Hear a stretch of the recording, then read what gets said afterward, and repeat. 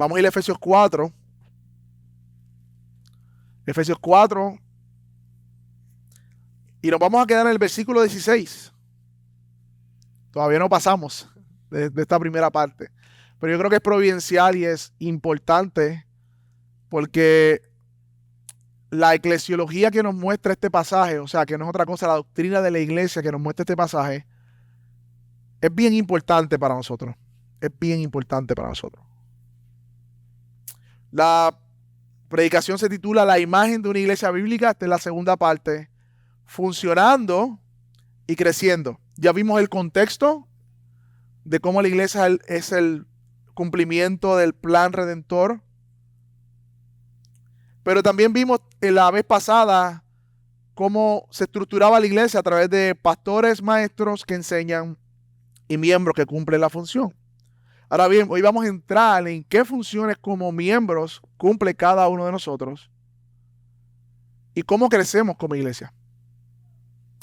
Efesios capítulo 4, versículo 16.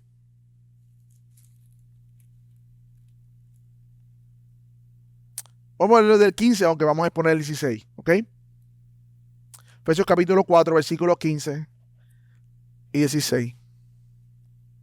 Dice, más bien, al hablar la verdad en amor, creceremos en todos los aspectos en aquel que es la cabeza, es decir, Cristo, de quien todo el cuerpo, hablando de la iglesia, estando bien ajustado y unido por la cohesión que las coyunturas proveen, conforme al funcionamiento adecuado de cada miembro, produce el crecimiento del cuerpo para su propia edificación en amor.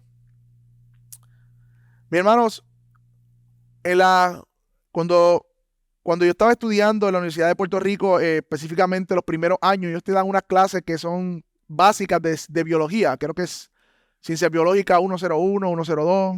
Aquellos que estudiaron y pasaron por este proceso, o si va a otras universidades igualmente, es muy posible que te den clases básicas de ciencias biológicas, aunque la cogemos también en la escuela. Pero a mí me marcó mucho esta clase de ciencias biológicas en la universidad, porque yo dije, qué sorprendente es el cuerpo del ser humano. Hermanos, es sorprendente. Eran clases introductorias, pero realmente me impresionaron estas clases.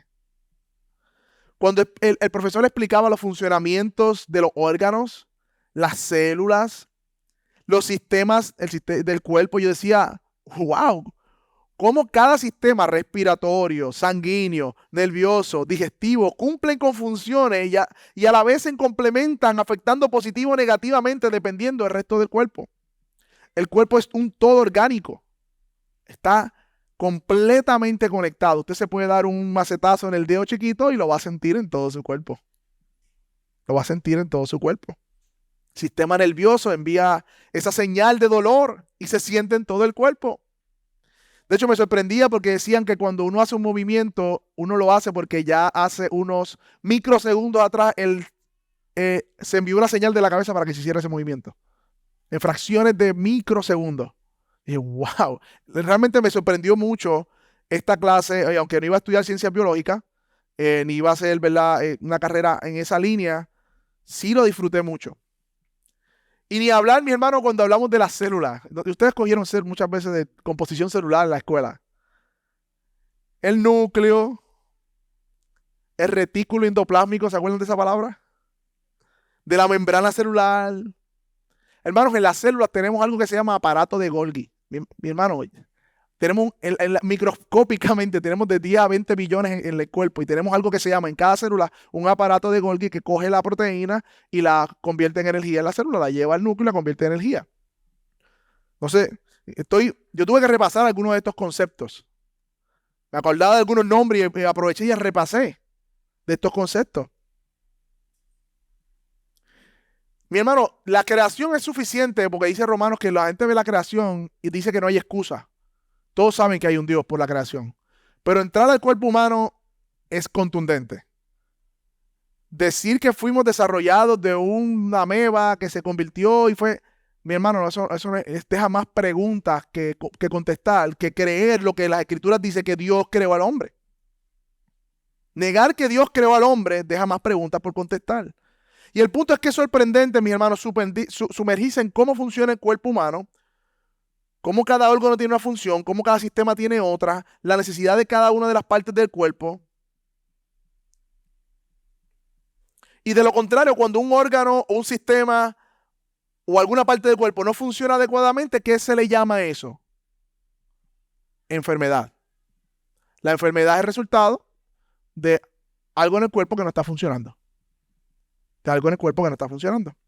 Ahora bien, mis hermanos, es interesante que Dios, por medio del Espíritu Santo, inspiró a Pablo para, a pesar de que quizás no tenía todos estos conocimientos celulares y de órganos internos, de todo lo que nosotros podemos descubrir ahora por la ciencia, sí vio la iglesia como un cuerpo. De hecho, es una de las imágenes que más Pablo usa en sus cartas acerca de qué es la iglesia. Dice que es el cuerpo de Cristo. Y en primer lugar, mis hermanos, esto nos muestra la unión vital y real que tenemos con Cristo mismo. Lo leímos en el pasaje de memorizar. Muchos miembros es un solo cuerpo. Así también es ¿quién? ¿La iglesia? No, Cristo. Cristo. Esto es una de las verdades más hermosas del Evangelio, mi hermano, porque nos da identidad. Nosotros estamos en Cristo. Dice Colosenses 3:1 que su vida está escondida en Cristo. Gálatas 2:20, ya no vivo yo, vive Cristo en mí. O sea, mis hermanos, tú y yo somos uno con Cristo y esta es la fuente de nuestra identidad, de nuestro gozo, de nuestro descanso y nuestra esperanza. Somos parte del cuerpo de Cristo. Pero al mismo tiempo, esta analogía o esta ilustración del cuerpo nos muestra que cada uno de nosotros somos unidos a Él, pero somos miembros unos de otros. Porque así como individualmente tú estás en Cristo, yo también estoy en Cristo, por lo tanto ahora soy miembro tuyo también. Como los órganos del cuerpo humano, como las manos están unidas por el hombro al pecho. Por lo tanto, mis hermanos, como vimos hoy, el cuerpo es uno, tiene muchos miembros, pero siendo muchos somos un solo cuerpo. Somos un solo cuerpo. Ahora bien, mis hermanos, si somos el cuerpo de Cristo y si somos miembros los unos de los otros, ¿qué es lo que necesitamos para funcionar adecuadamente? Esa es una de las preguntas que queremos contestar hoy. ¿Cuál es el funcionamiento adecuado de cada miembro? Porque el pasaje que leímos dice, según el funcionamiento adecuado de cada miembro. Cuando está hablando de los dones, del ministerio, ¿cuál es mi don? ¿Cuál es mi función? ¿Usted se ha hecho esa pregunta? ¿A qué Dios me llamó a hacer en la iglesia? ¿Usted se ha hecho esa pregunta? ¿Qué parte del cuerpo yo soy? ¿Soy una mano? ¿Soy un pie? ¿Soy una uña? ¿Soy una ceja? No sé. ¿Y cuál es el resultado, mis hermanos, que vemos en las escrituras de una iglesia que funciona bien? Porque cada cual sabe lo que Dios le ha llamado a hacer. ¿Qué es el crecimiento? Crecimiento en semejanza de Cristo y como veremos también, crecimiento como iglesia. Crecimiento como iglesia. Así que hoy contestaremos estas tres preguntas en este tema de la imagen bíblica de una iglesia funcionando y creciendo. Vamos a ver la necesaria cohesión, que es la unidad del espíritu, el funcionamiento adecuado de cada miembro, los dones en la iglesia de manera más particular en cada uno y el crecimiento del cuerpo más cortamente o más rápido como resultado. Así que en primer lugar, para aquellos que toman notas, veamos en primer lugar la necesaria cohesión y las amenazas a la unidad de esa cohesión. La necesaria cohesión. Miren lo que dice el pasaje, vayamos otra vez. Efesios capítulo 4 dice, de quien todo el cuerpo, hablando de Cristo y ahora hablando de la iglesia, hablando de quien todo el cuerpo, o sea, toda la iglesia, estando bien ajustada, y mira lo que dice ahí, y unido por la cohesión de que las coyunturas proveen, conforme al funcionamiento adecuado de cada miembro, produce el crecimiento para ir edificándose en amor y para su propia edificación en amor. O sea que lo primero que debemos observar, antes de entrar a definir quizás las palabras y ver qué significa esto de la cohesión de la coyuntura, es, mis hermanos, que este pasaje 16, este versículo 16 que estamos leyendo, es un resumen de los versículos 1 al 15. O sea, Pablo concluye esta primera sección con un resumen. Miren esto, mis hermanos. Miren lo que dice la primera parte del versículo. De quien todo el cuerpo estando bien ajustado, unido por la cohesión de las coyunturas. ¿Dónde está Pablo hablando de la unidad? En el capítulo 4. Versículo 1 al 6. ¿Lo vieron? Dice que debemos ya vivir una vida digna, guardar la unidad del espíritu, para eso la humildad y todo lo demás. Así que el versículo 1 al 6 está hablando de la unidad de la iglesia, una sola fe, y aquí está resumiendo que esas son las coyunturas que el cuerpo hace que funcione, la unidad de la iglesia. Ahora bien, mira el versículo sigue diciendo, conforme al funcionamiento adecuado de cada miembro. Versículo del 7 al 11, ¿lo vieron conmigo? Ahí están los dones repartidos. Cristo como un rey victorioso reparte dones, y estos dones que dio a la iglesia para capacitarla y para que esos dones también, siendo capacitados, los ejerzan la iglesia en el ministerio. Versículo 7 al 11. Y el próximo pasaje dice, produce el crecimiento del cuerpo, versículo 12 al 15. Así que vimos la estructura de este pasaje, que es un resumen de lo que hemos visto hasta ahora. En segundo lugar, podemos ver en este pasaje el orden de las exhortaciones. Yo creo que son importantes, mis hermanos, porque nos sugiere primero que la unidad y la cohesión precede o va antes de un buen funcionamiento, que es la diversidad del cuerpo, y como resultado el crecimiento. Y esto nos dice de algo general, mi hermano. Guardar la unidad de la fe es el marco para el uso de los dones. ¿Qué quiere decir eso? Dicho de otra manera, los dones de la iglesia, de cada uno de ustedes que tiene un don, deben servir para guardar la unidad de la fe. O sea, si los dones que estamos usando, que Dios nos dio, amenazan la unidad del espíritu y de la fe en la iglesia, la unidad que Dios ha dado a la iglesia por medio de su espíritu, ese es un mal uso del don que Dios ha dado. Y eso es lo que pasaba en Corinto. Cada cual estaba lleno de dones de Dios, pero los usaban para provecho propio. Y esto causaba división. Y eso es un uso inadecuado del don que Dios ha dado. Porque dice Efesios 4:12, para la propia edificación del cuerpo. Los dones que Dios da a su iglesia es para edificar al cuerpo como un todo. Y esto es bien importante, mis hermanos. Los dones operan en el marco de la unidad de la iglesia. Si un don yo lo ejerzo para amenazar la unidad de la iglesia, deja de ser un don espiritual. Es un don carnal. Un don carnal.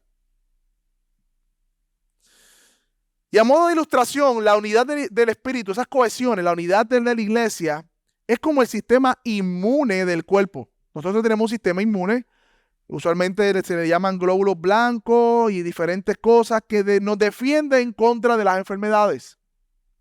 Si el sistema inmune es afectado, las personas son más propensas a enfermarse. De hecho, el virus del SIDA o el VIH lo que hace es atacar el sistema inmune y por lo tanto la persona está propensa a enfermarse y las defensas del cuerpo no vienen a su rescate. Hay un problema allí. Y por decirlo de alguna manera, mis hermanos, hay cosas en la iglesia, en el cuerpo, que amenazan el sistema inmune de la unidad. Que es importante que como cuerpo y que como iglesia nosotros las podamos identificar para no enfermarnos como iglesia. Y voy a empezar con la primera. La enfermedad de la murmuritis. Y a todos le puse itis, porque a todas las enfermedades dicen itis, ¿verdad? Enfermedad de la murmuritis, que no es otra cosa, la murmuración de los hermanos. Mis hermanos, la palabra dice Santiago 4:11, hermanos, no murmuren los unos de los otros. El que murmura del hermano y juzga a su hermano, juzga la ley. Murmuración es hablar de un hermano sin que él esté presente, uno. Murmuración es hablar de alguien, algo que no estarías dispuesto a hablar con esa persona. Se convierte en murmuración. Murmuración es hablar de otros con motivaciones corrompidas o turbias. Es decir, la verdad sin amor, fuera de tiempo y fuera de contexto. Se convierte en murmuración. Es poner intenciones o motivaciones que no están ahí o que no podemos asegurar de otra persona cuando hablamos con otros. Es recibir lo que otros nos dicen de un tercero. Mi hermano, y esto afecta al sistema inmune, que es la unidad del espíritu para que los dones funcionen. Y la cura para esta enfermedad, mis hermanos, no lo voy a dejar ahí simplemente con los síntomas, sino con la cura. es que debemos pensar antes de hablar y verificar nuestras motivaciones cuando hablamos. Mi hermano, si alguien te habla de otro, simplemente interrúmpele y dile que es mejor que espere que esa persona esté presente para hablarlo. ¿Ya? Estos son de los pecados respetables que habla Jerry Bridges en su libro. Son de los pecados que nosotros respetamos, como que los dejamos pasar. Y que todos de alguna manera u otra hemos sido partícipes. Y que como iglesia, si queremos preservar el sistema inmune, que es la unidad del espíritu, para que no nos enfermemos como cuerpo, debemos, mis hermanos, combatirlo con esto.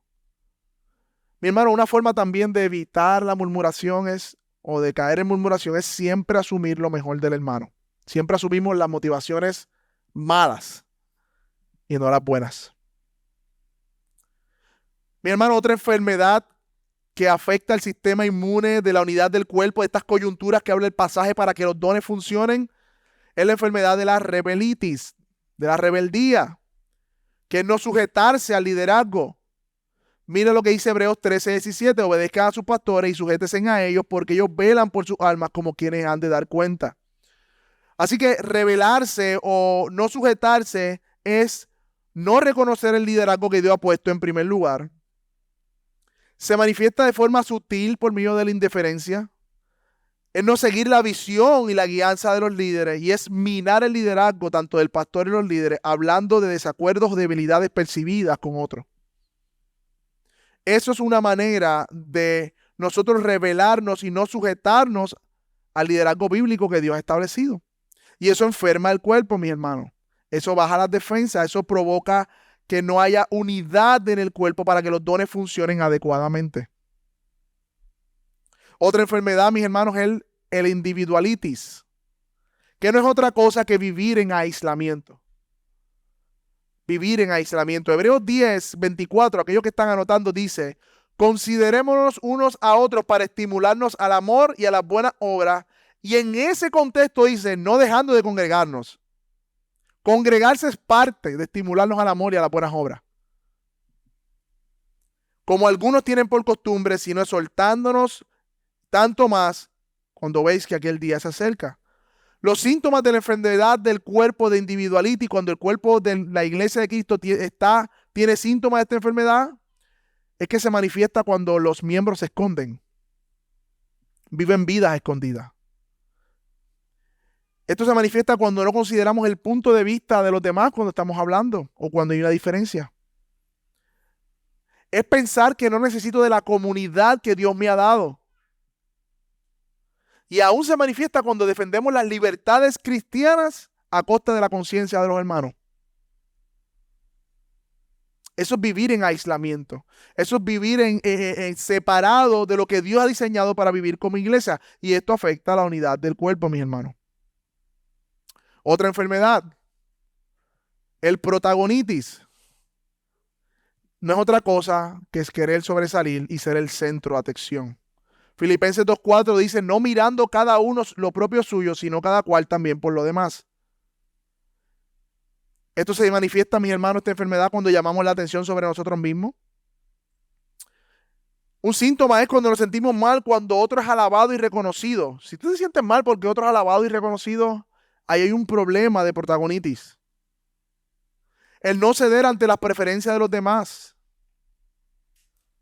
Y se manifiesta cuando imponemos nuestra opinión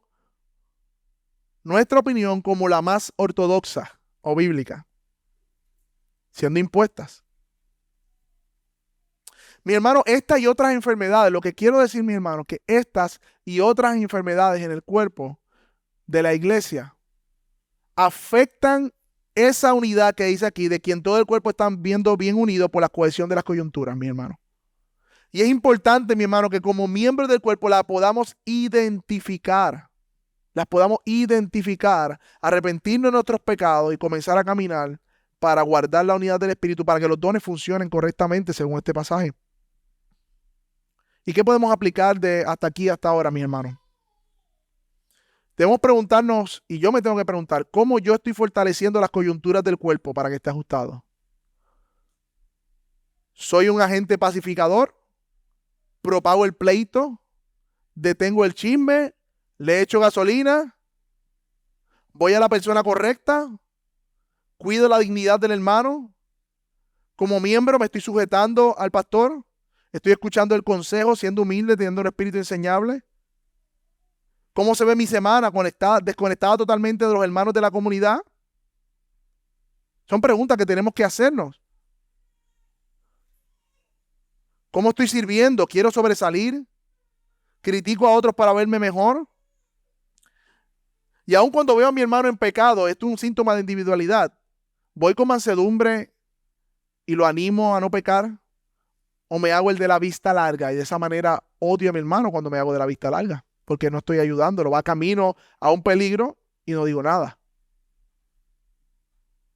Mi hermano, estas aplicaciones de esta primera parte de la cohesión es importante que como iglesia las mantengamos y que velemos por ellas en el Espíritu para que entonces los dones que vamos a hablar ahora, individuales de cada uno, tengan una buena función. Ahora bien, mis hermanos, hay una enfermedad adicional que no permite el buen funcionamiento del cuerpo. Y es precisamente no funcionar como un miembro del cuerpo. O funcionar de manera inadecuada. De hecho, si leemos bien el pasaje, miren lo que dice el pasaje. La cohesión y el funcionamiento van de la mano. La unidad y el funcionamiento van de la mano. Guardando la unidad del Espíritu, lo hacemos por medio de la función correcta de cada uno de nosotros. Y cuando funcionamos bien como cuerpo, guardamos la unidad del Espíritu. Veamos en segundo lugar el funcionamiento adecuado de cada miembro. Miremos el pasaje nuevamente. De quien todo el cuerpo estando bien ajustado y unido por la cohesión que las coyunturas proveen.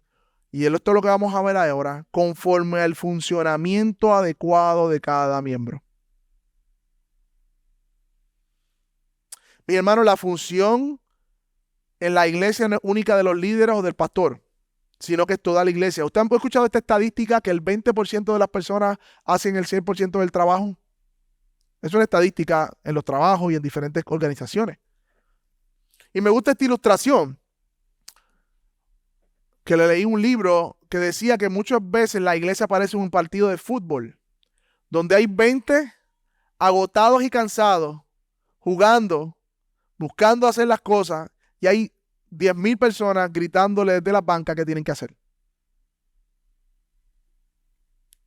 Pero mis hermanos, lamentablemente ese es el modelo de muchas iglesias, pero eso no es el modelo bíblico. Ese no es el modelo que nos enseña Efesios 4. Eso no es lo que estamos viendo aquí. Un modelo donde los líderes trabajan y la iglesia es consumista. Y esto es importante, mis hermanos, porque todos nosotros venimos de diferentes contextos y tenemos una idea de cómo debe funcionar la iglesia. Pero ese no es el modelo de la iglesia. Sino que el modelo nos dice que los pastores capacitan y enseñan y los miembros cumplen la función del ministerio junto con los pastores. Ahora bien, la pregunta que muchos tienen, entonces, ¿cuál es mi función? ¿Cuál es mi don? ¿Cómo puedo funcionar adecuadamente? ¿Cómo puedo saber cuál es mi don si no canto, no toco o no predico? La gente cree que cantar, tocar y predicar son todo lo que se hace en la iglesia. O servirle en la puerta. La gente tiene esa idea de que somos iglesia cuando nos reunimos, pero que no somos iglesia en la semana. Y eso es otro peligro que tenemos que enfrentar por los modelos de iglesia que venimos. Pero eso no es lo que nos dice la palabra, mi hermano. El ministerio, me gustó una puerta que fui a una iglesia que decía, ahí en la puerta, tu ministerio comienza de la puerta para afuera. Y me gustó mucho. De esta puerta en adelante comienza tu ministerio. Y yo, wow, ese mindset es el correcto. No pensar que el ministerio se hace aquí y cuando salimos de la iglesia no hay ministerio. Y ministerio no es otra cosa, mi hermano, que servir. Un siervo.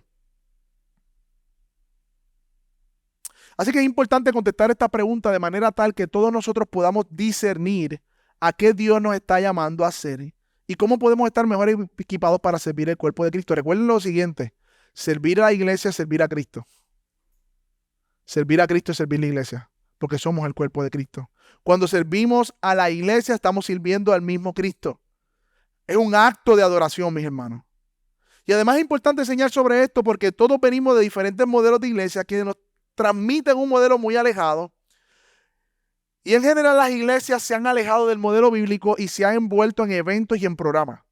Muchos de ustedes vienen, al igual que yo, que esa era mi vida, en crear programas, y eventos para la iglesia. ¿Cuánto tiempo yo estuve metido en ensayos, en reuniones, en decoraciones, en todo lo que tiene que ver con un evento? Horas, horas, horas, horas, horas. De un evento a otro, de una reunión a otra, de un ensayo a otro. Y en ese movimiento de crear eventos, perdemos a las personas. Hay un libro que se llama El enrejado y la vid que cambió completamente mi cosmovisión y fue un shock para mí emocional de cómo funciona la iglesia. Porque él decía que el enrejado es como donde va la vid, ¿verdad? Como supone que esto fuera un enrejado, una verja, donde se pone la vid. Él decía la vid son las personas y el enrejado es donde van las personas, donde van las uvas. La iglesia lo que ha hecho es enfocarse en donde va la uva, pero no se ha enfocado en la uva. Ha perdido de vista a las personas. Y se ha enfocado en la estructura que rodea donde van las personas. Y muchos de ustedes vienen de eso: ministerio de damas, ministerio de caballeros, ministerio de jóvenes, ministerio de estos, caballeros de la cruz, qué sé yo. ¿Cuántos ministerios, cuántos eventos, diferentes actividades, campaña de yo no sé qué, retiro de yo no sé qué, media vigilia de yo no sé qué? Muchos eventos, muchos cultos, muchos servicios, muchos conciertos. Y en eso se pierde literalmente el ministerio, que es las relaciones con mis hermanos y con la comunidad para crecer en el evangelio. Ahora bien, mis hermanos, ¿condenamos todos los eventos y toda la programación? No, mis hermanos. Pero cada evento y cada programación debe servir al propósito por lo cual la iglesia está: capacitar a los santos para la obra del ministerio. Capacitar a los santos para la obra del ministerio. No hace poco no tuvimos los matrimonios aquí un sábado. Un retiro, capacitando a los santos para que puedan vivir como familia sana y servir a la iglesia. Debe estar atado a lo que Dios nos ha dado como iglesia, que es capacitar a los santos, y la iglesia hace la obra del ministerio, que tiene que ver más con personas que con eventos y cosas. Igualmente, cumplir la gran comisión. Cumplir la gran comisión, que es una razón válida por la cual hacer algunas actividades. Esta semana estuvimos en la comunidad, dándonos a conocer como iglesia, predicando el evangelio. Así que, mis hermanos, en ese sentido, todos los creyentes que están en una iglesia son llamados a hacer algo en el cuerpo de manera general. Muchos dicen: es que a nadie me llamó al frente, me puso las manos y me dijo, tú vas a ser pastor. O un ángel no se me apareció en el cuarto y te dijo, te llamé a que seas misionero. Por lo tanto, yo no sé cuál es mi propósito. No, mis hermanos, la Biblia es clara. Hay, al menos aquí yo tengo 35 cosas que todos los creyentes de una iglesia son llamados a hacer. 35 cosas que son parte de la obra del ministerio de cada uno de nosotros. En primer lugar, dice Marcos 9:50, estén en paz los unos con los otros, o sea, promover la paz. En segundo lugar, deben lavarse los pies unos a otros, hablando del servicio. En tercer lugar, ese es Juan 13:14, Juan 13:34, que se amen unos a otros. Estos son todos los unos a otros que hay en la Biblia. Romanos 12:10, sean afectuosos los unos con a otros con amor fraternal. Romanos 12:10, con honra, dándose preferencia unos a otros. Romanos 12:16, que tengan el mismo sentir unos con otros. Romanos 14:13, no se juzguen unos a otros. Romanos 15:7, acéptense unos a otros, como también Cristo lo aceptó para la gloria de Dios. Romanos 15:14, amonéstense unos a otros. Todo creyente es llamado a hacer esto. Todo creyente dice aquí, salúdense unos a otros con besos santos. Tengan el mismo cuidado los unos por los otros. 1 Corintios 12:25. Sírvasen por amor los unos a otros. Gálatas 5:13. Tengan cuidado, no sea que se consuman unos a otros. Gálatas 5:15. Gálatas 5:26. No nos hagamos vanagloriosos provocándonos unos a otros o envidiándonos unos a otros. Llevemos las cargas los unos de los otros y cumplamos así la ley de Cristo. Miran todas las cosas que somos llamados a hacer como creyentes. Vivamos con humildad y mansedumbre, con paciencia, soportándonos unos a otros. Sean más bien amables unos con los otros, misericordiosos. Perdónense unos a otros también como Cristo los perdonó. Hablen entre ustedes con salmos, himnos, cánticos espirituales, alabando a Dios de todo corazón. Sométanse unos a otros en reverencia de Cristo. Con actitud humilde, ustedes consideren al otro como más importante. Dejen de mentirse unos a otros, desechando el viejo hombre. Perdónense unos a otros si alguien tiene queja contra otro. Enséñense y amonéstense unos a otros. Confórtense, o sea, aliéntense unos a otros con estas palabras. Edifíquense unos a otros. No hablen mal de uno de los otros. No se quejen contra uno de los otros. No. Confiesen sus pecados unos a otros.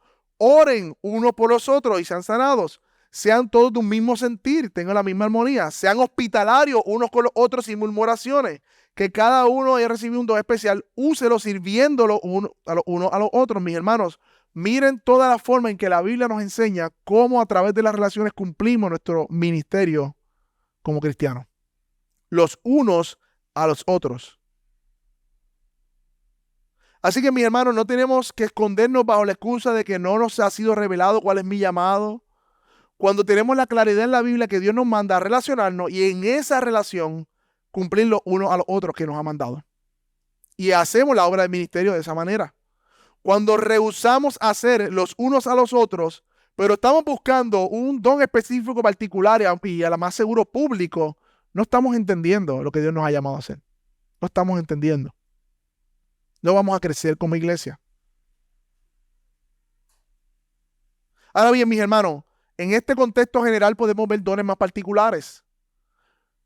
Y estos dones particulares, de hecho, se ven desarrollados cuando nosotros estamos sirviéndonos unos a los otros. O sea, muchas personas dicen, yo no sé cuál es mi llamado particular, además de todo lo que está aquí. Si no te das de suficiente, no sé. Pero cuando tú estás haciendo lo general, la misma iglesia da testimonio de los llamados particulares que Dios te ha dado. Encontramos dónde nos ha llamado a servir, sirviendo a la iglesia. Sirviendo a la iglesia. Recuerden que estamos viendo el funcionamiento adecuado de cada miembro, mis hermanos.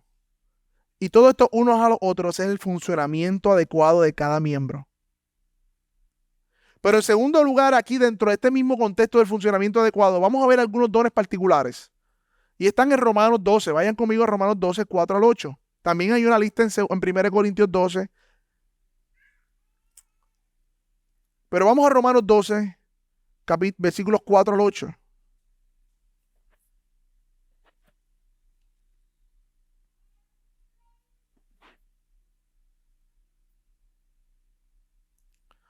De nuevo, Pablo está hablando luego de presentar el evangelio a esta iglesia de Romanos. Le dice, en consecuencia, vivan como sacrificio vivo, santo, agradable a Dios, que es vuestro culto racional. No se conformen en este siglo, sino sean transformados mediante la renovación del entendimiento. Y comienza, luego de esa exhortación, a hablar cómo se vive el evangelio en contexto de la iglesia. Ninguno tenga, ¿verdad?, un pensamiento más alto que el que debe tener, que piense así con cordura, según la medida de la fe. Pero el versículo 4, vamos a leer, dice, así como en un cuerpo tenemos muchos miembros, pero no todos los miembros tienen la misma, ¿qué?, función. Ahí de nuevo, el funcionamiento adecuado. Así que nosotros somos muchos, somos el cuerpo en Cristo y individualmente miembros los unos de los otros. Y ahora Pablo hace una lista que no es exhaustiva, no son todos los dones, pero encierra una categoría de dones que Dios ha dado a la iglesia. Pero teniendo diferentes dones según la gracia que nos ha sido dada, ¿qué dice? Usémoslos. Usémoslos. Si el de profecía, úsese en proporción de la fe. Si el de servicio, en servir. El que enseña, en la enseñanza. El que exhorta, en la exhortación. El que da con liberalidad. El que dirige con diligencia y el que muestra misericordia con alegría. Vamos a ver algunos de estos dones, explicar algunos de estos dones, mis hermanos. Y el primero que menciona Pablo es el don de profetizar, y era un don de discurso inspirado algunas veces, pero no siempre incluía cosas acerca del futuro, pero no siempre, casi siempre una exhortación por una revelación que Dios traía en el primer siglo. Tú y yo estudiamos el fundamento de los apóstoles, que es la Escritura, el Nuevo Testamento y los profetas, pero ellos se le estaba dando a revelar para predicarlo a la iglesia. Así que este don en el Nuevo Testamento acompañaban a los apóstoles en la exhortación, en la doctrina de la iglesia, en el primer siglo. Mira, y 1 Corintios 14:3, pueden anotarlo, dice que el profeta, el que profetizaba, hablaba para los hombres para edificación, exhortación y consolación. Así que no siempre vean el profeta como un aspecto futurístico, sino que eran aquellos que aplicaban la palabra de Dios. En el Antiguo Testamento muchos de ellos iban al Pentateuco y acusaban a la nación de no cumplir el pacto, y en el Nuevo Testamento vemos que traían revelación y la exhortaban a la iglesia esta revelación. Ahora dice que este profeta, ¿verdad? En el contexto debía hacerlo en proporción a la fe. Y esta palabra que dice proporción a la fe, en el griego se traduce mejor según la analogía de la fe. ¿Qué quiere decir eso? Conforme a la doctrina o a las enseñanzas del primer siglo de los apóstoles que habían impartido. Así que mi hermano, el profeta no podía profetizar lo que le venía en gana. Tenía que ser en conformidad a la fe que había sido dada una vez a los padres, a los profetas y a los apóstoles. De hecho, cuando dice conformidad, también dice en proporción. O sea, Pablo le dice, cuidado de no exaltar la profecía por encima de la doctrina bíblica. Es en proporción a la fe. Es en proporción a la fe. Su fuente de autoridad y verdad, o los límites de su profecía, estaban enmarcados por la revelación de Dios. Y no debía ser exaltado por encima de la doctrina. Y sabemos, como vimos la vez pasada, que este don profético tuvo su cumplimiento en el primer siglo y que Dios ya nos ha dado su revelación en su palabra. Ahora bien, dice el segundo, el don de servicio. Esta palabra utilizada aquí es diaconía. ¿Le suena algo? Sencillamente significa servir un servicio, lo que hace el diácono en la iglesia. Esto no es otra cosa, mis hermanos, que dar de mi tiempo, mis habilidades y mis esfuerzos para el beneficio de otro. Dios ha dado este don a los hermanos, a miembros de la iglesia, para que sirvan a otros de su tiempo, de sus habilidades, de su esfuerzo, de sus recursos para el beneficio de otros. Y de hecho, mis hermanos, este es un don hermoso porque Cristo mismo encarnó este don cuando dijo, yo no vine a ser servido, yo vine a servir. Yo vine a servir y a dar mi vida por los míos.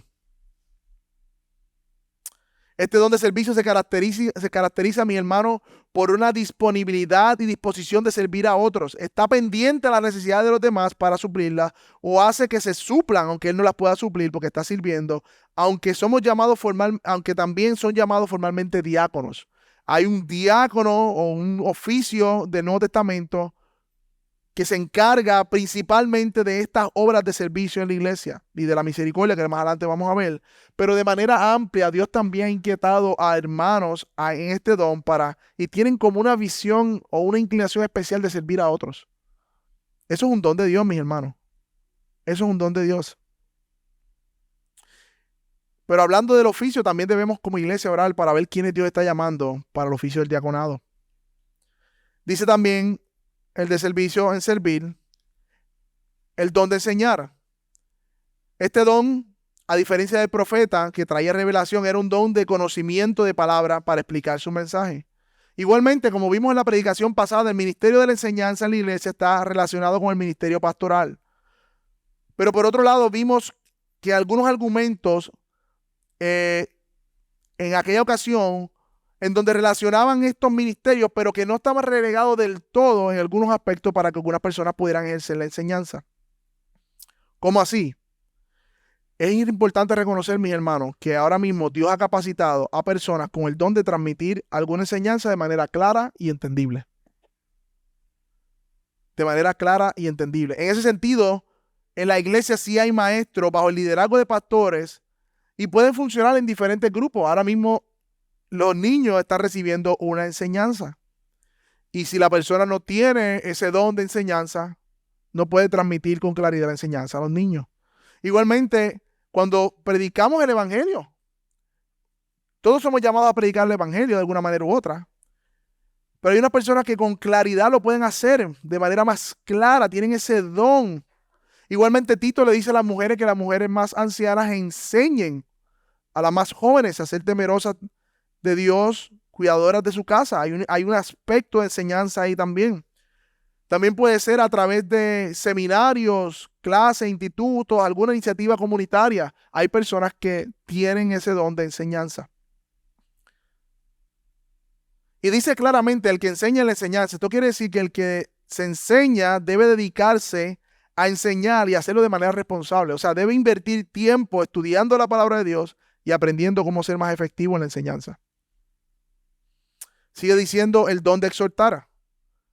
Y debido al contexto, muchos piensan que esto se refiere a una persona que venía luego de las escrituras leídas en la sinagoga y exhortaba a la gente a cumplir la lectura leída. Pero en otras versiones dice el que anima, el que anima, el que exhorta. Y en el sentido más amplio, esta palabra de exhortar en el griego, miren la palabra, se traduce como el paracaleo. ¿A qué le suena eso, mi hermano? Paracleto, ¿no? Al Espíritu Santo. Cuando Jesús dice, vendrá otro consolador, uno que va al lado de, uno que camina junto, o alguien que va a estar caminando junto a, que es el Espíritu Santo, que va a venir un consolador. De esa misma raíz viene la palabra de exhortar. O sea, que este don se manifieste en las personas, aquellos que tienen alguna gracia especial para animar a otros, de manera amplia, ¿verdad? Se manifiesta en personas que animan a otros en momentos de dificultad, que consuelan a otros en momentos de dificultad. ¿Todos somos llamados a hacer eso? Sí, hermanos, todos como iglesia somos llamados a hacer eso. Pero hay unos en particular que Dios le ha dado un don, una gracia especial y una inclinación especial para animar a otros, para consolar a otros, para caminar al lado de otros. Esto se ve también, mi hermano, cuando un miembro está pendiente de otro, lo acompaña en momentos difíciles, lo consuela en el sufrimiento. También se ve cuando un miembro se hace disponible para animar y caminar juntos con otros en problemas que tengan. Así que esta persona que tiene el don de exhortar, el don de animar, el don de motivar, es una persona que camina al lado de otra en la fe y lo anima.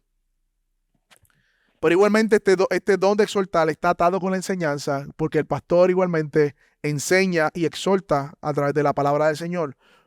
Cuando tú estudias estos pasajes, no todos están claros. Cuando tú estudias, dices, bueno, podría hacer esto de manera amplia. Pero yo creo que además de la exhortación y la predicación que el pastor hace o cualquier anciano, también Dios ha dado particularmente a personas esa inclinación de animar a otros. Miren lo que sigue diciendo, el don de socorrer. O como dice, el que da, que lo da con liberalidad. Este don es el don de ser generoso, mis hermanos. Y habla de personas que Dios pone en la iglesia con un espíritu de generosidad y suplen las necesidades con sus recursos de los santos. Son hermanos y hermanas que muestran un carácter dador y generoso y comparte lo que tienen con otros. Son hermanos sencillos que no van con bombos y platillos anunciando lo que hacen. Por eso dice el que da con liberalidad, y esa palabra liberalidad se traduce mejor como sencillez o simplicidad, es abrir las manos de manera privada y de todo corazón. ¿Cuántos están orando por el don de dar con liberalidad? Porque ese don Dios lo ha mostrado cuando nos dio a su Hijo. Él nos dio lo mejor. Él nos dio a su propio Hijo, mis hermanos. Y mostramos el carácter generoso de Dios cuando somos generosos, dando a otros. Eso es emular el carácter de Cristo. Y mi hermano, quiero hacer un paréntesis porque yo sé que la teología de la prosperidad, que enseña que tienes que pactar con Dios para que Dios te dé, que tú tienes que hacer esto para que Dios te dé, con esa falsa teología, hemos como pasado por alto el hecho de que la Biblia sí dice que Dios bendice al dador alegre. Que sí Dios da semilla al que siembra. Y yo creo que eso es una promesa de Dios en su palabra. Que a medida que somos generosos, Dios sigue dando para que nosotros sigamos dando. Para que nosotros sigamos dando. Mi pregunta es, ¿nosotros estamos orando por este don? ¿Cómo sabemos si Dios nos ha capacitado con este don? Bueno, de manera más natural, estás pendiente a las necesidades de los hermanos y suple su necesidad. Mi hermano, imagínate esto. Dios me da la oportunidad de estudiar, a mí, vamos a suponer yo, ir a seminarios, leer 100 libros al año ir a todos los intensivos pastorales ministeriales, institutos, tener grandes experiencias en la fe, en la vida, acompañarme de muchas pastores en experiencia. Y luego de pasar todo eso, yo digo, qué cool. Ya, es para mí. Y Dios me pone una comunidad de fe y yo me siento en una banca. Después de todo eso que Dios me dio y yo no lo uso para su reino. ¿No creen que es lo mismo nosotros cuando Dios nos da la capacidad de generar quizás cierta cantidad de ingresos? ¿No crees que Dios está llamándonos cada vez más a todos? Y no importando el ingreso, porque algo que yo he visto a lo largo de los años, que aún los más sencillos para las personas que quizás menos tienen son muchas veces las más que dan. De hecho, eso lo vimos con la viuda que dio de lo último que tenía. No estamos hablando de cantidad, estamos hablando de generosidad de corazón. Yo creo que es un don por el cual todos debemos pedir y orar. Dice el don de presidir. En nuestra versión dice el que dirige con diligencia. Algunos comentaristas dicen que se refiere a los líderes en la iglesia, a pastores. Y definitivamente el pastor tiene que tener este don, de lo contrario, ¿a dónde va a llevar a la iglesia? Si no está capacitado para dirigir. Aquí se presenta el liderazgo como un don espiritual y lo es. Pero el sentido más amplio también podría estar hablando de aquellos en el cuerpo que no son pastores, pero que Dios le ha dado una capacidad de dirigir en alguna función en el cuerpo de la iglesia. Hermanos, sin liderazgo, en un sentido, nada sucede. Mis hermanos, planificaron que sea ir a la calle a predicar, necesitamos dirección.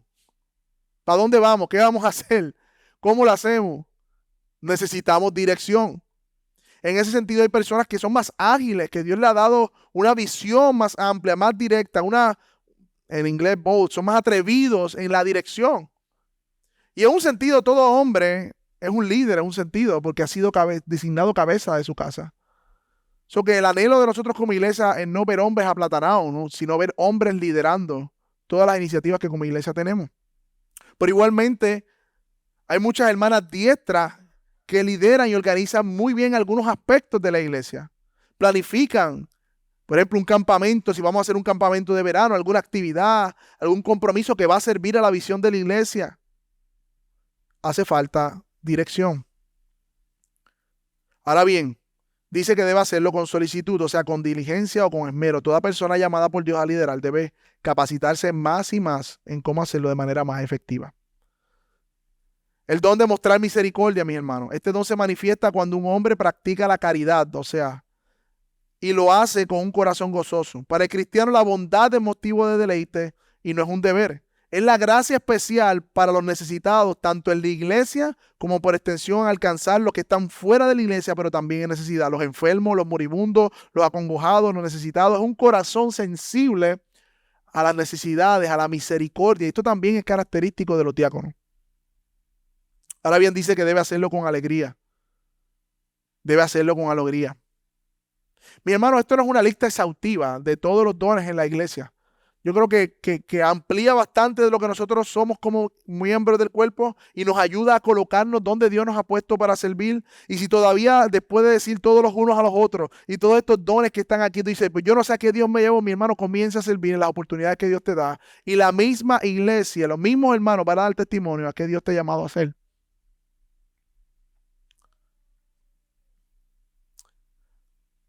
Pero mis hermanos, dice la palabra que debe haber un funcionamiento adecuado de cada miembro. Porque cada vez que hay un funcionamiento adecuado, cada vez que sus miembros ponen sus dones en operación, bajo el liderazgo de pastores maestros que capacitan, es entonces, y solo entonces, que dice el último verso, la última parte del verso, produce el crecimiento del cuerpo para su propia edificación en amor. Es en ese contexto en que crecemos, mis hermanos.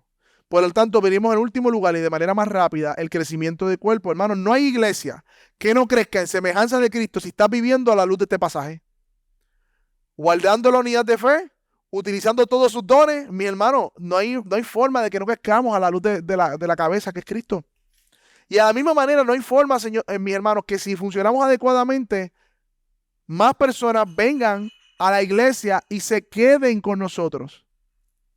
Porque vean el carácter de Cristo en nosotros, por medio de la buena función de cada miembro y por medio de la unidad de la iglesia. Así que el crecimiento numérico le va a seguir a una iglesia que es saludable. Yo creo que Dios va a enviar a iglesias saludables a ovejas perdidas que necesitan ser sanadas. Por lo tanto, mis hermanos, yo quiero, junto con ustedes, ser esa imagen de una iglesia bíblica que funciona adecuadamente, poniendo los dones en operación, guardando la unidad del cuerpo. Y por eso debemos seguir orando, mis hermanos. Mi hermano, comencé hablando de cuán asombroso es el cuerpo humano y de todos los órganos, sistemas, células que lo componen y cómo cada parte del cuerpo afecta de manera positiva o negativa al cuerpo humano. Pero a pesar de que el cuerpo humano es asombroso y definitivamente apunta a un diseño divino, mi hermano, más asombroso que el cuerpo humano es la iglesia, el cuerpo de Cristo. Un comentarista dice acerca de esto: cualquier cosa que afecte a un miembro del cuerpo espiritual afecta a Cristo de manera positiva o negativa, porque Él vive su vida a través de su cuerpo. Escuchen esto, mi hermano. Cristo vive su vida a través de su cuerpo, que es la iglesia. Cuando un don espiritual actúa mediante cualquier miembro del cuerpo, esa es una manifestación de la vida de Cristo funcionando y habitando en la comunidad de fe a través de la persona del Espíritu Santo. De manera misteriosa, este organismo opera en esa área ampliamente extendida de generación en generación como una demostración del Cristo resucitado, mis hermanos. Sin duda, Cristo habita dentro de cada miembro individual del cuerpo, pero más significativamente, este pasaje nos invita y nos dice que Cristo habita en el colectivo de su iglesia y suple vida y una vida que le pertenece a Él a través de las manifestaciones de los dones que cada uno pone en operación. Mis hermanos, cuando nosotros funcionamos adecuadamente, es el Cristo resucitado por medio nuestro sirviendo a su cuerpo. En Efesios 5 habla del matrimonio, para ir cerrando esta parte, y dice que nadie jamás, ¿verdad?, hace daño a su propia carne, sino que la sustenta y la cuida, dice el texto. Y ese texto dice, porque nadie aborreció jamás a su propio cuerpo, sino que lo sustenta y lo cuida como Cristo a la iglesia, porque somos miembros de su cuerpo. Cristo sustenta su cuerpo por medio de los dones que le dio a sus hijos para que se ministren unos a otros y la vida de Cristo se manifieste en nosotros. Mi hermano, cuando usted anima a otro hermano, es Cristo animando a ese hermano. Mi hermano, cuando usted da recursos a otro hermano, es Cristo supliendo la necesidad a su propio cuerpo. Cuando usted, mis hermanos, vela por la unidad del cuerpo y saca esas enfermedades que discutimos ahorita, es Cristo protegiendo su propio cuerpo. Es Cristo obrando por medio de nosotros. Por lo tanto, cada vez que funcionamos adecuadamente, guardando la unidad de la fe, manifestamos al Cristo resucitado en medio nuestro, mis hermanos. Y eso es una verdad demasiado grande y hermosa. Que Dios siga sustentando a su iglesia por medio de los dones en operación del cuerpo para que Él se lleve toda la gloria, a fin de cuentas, mi hermano. Y si aquí en medio nuestro hay una persona que no ha venido a arrepentimiento de fe, ese Cristo resucitado está aquí en medio nuestro. Está aquí en medio nuestro y hoy te llama a salvación para que creas la promesa de salvación y puedas ser parte de su cuerpo. Y créeme que cuando seas parte de su cuerpo por medio de la fe y arrepentimiento, dice la palabra que Él va a sustentar su cuerpo y lo va a cuidar. Será para siempre tu salvación. No se perderá porque es su propio cuerpo. Tú sabes que estás perdido y sin esperanza y que estás aquí hoy en medio de esta iglesia escuchando esta predicación, pero Cristo te llama para que tengas esperanza verdadera. Ven a Él en arrepentimiento y fe y confía en sus promesas. ¿Qué tal si oramos, mi hermano?